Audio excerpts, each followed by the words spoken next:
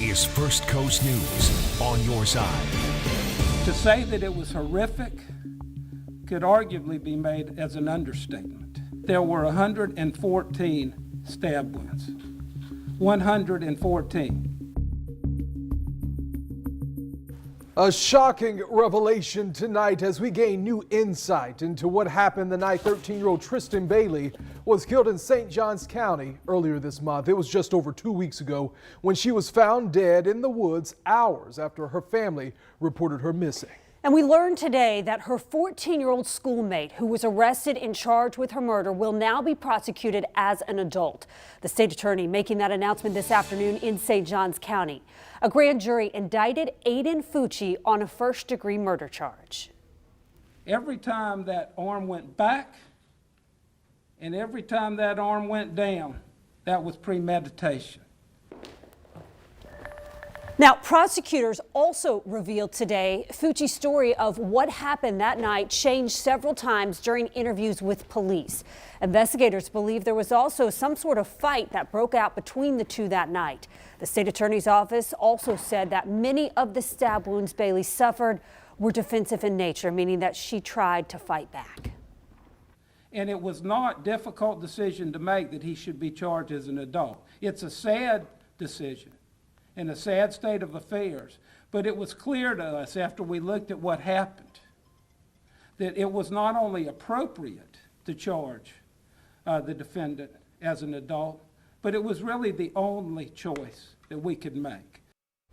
Another revelation, I should say, from prosecutors today. Some teenagers had reportedly heard Fucci say he had intent to harm or kill someone.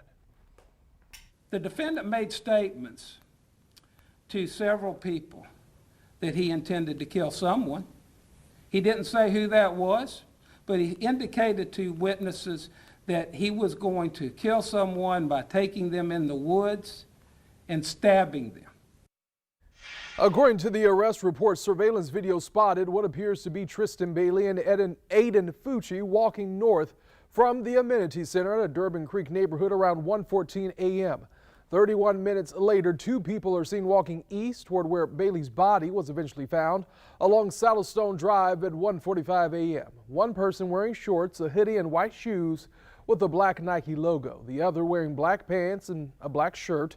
That same camera then captured one person wearing shorts, a hoodie, walking back west, and this time carrying white shoes with a black Nike logo. That was 3:27 a.m., 1 hour and 42 minutes later.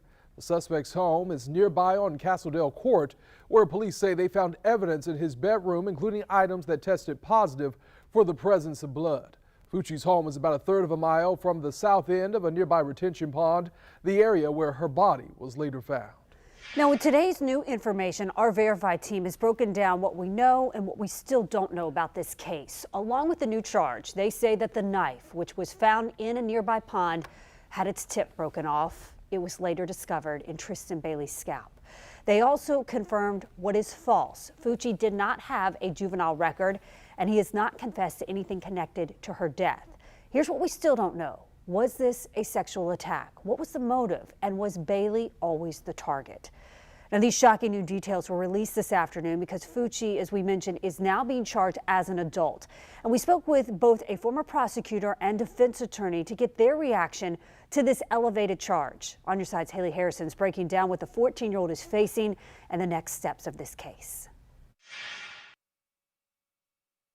By the state attorney makes it pretty clear on why they believe that adult sanctions are appropriate and a first-degree murder charge is appropriate. Christina Obsal, a former prosecutor with the 7th Judicial Circuit, says Aiden Fucci faces up to life in prison if found guilty. He cannot receive the death penalty. She also says after 25 years served, his sentencing will be reviewed. 2 lives have been lost, the life of Tristan Bailey and the life of now Aiden Fucci. Like if everything that has come out is correct, he will likely spend life in prison. Shannon Schott is a board-certified juvenile attorney. So a question we get all the time is how do you defend someone who's done something egregious or who's likely guilty? And at the end of the day, as a criminal defense attorney, it's about the due process rights of my clients and making sure that my client is afforded all of his rights. Schott believes the first steps for Fucci's defense will be to see if his alleged admission to fighting with Tristan Bailey and pushing her down was a lawful one. As in, was he given and did he knowingly waive his Miranda rights before the interrogation? Opsahl says the prosecution will continue to gather evidence, aiming for a conviction. And then that conviction needs to stick. So, they need to get a jury panel that can be fair and impartial. That's going to be very difficult in all cases like this where, there's a big public outrage or, a lot of social media presence. I'm Haley Harrison, First Coast News, on your side. And you can find the latest on this investigation on the First Coast News app and firstcoastnews.com. The Nassau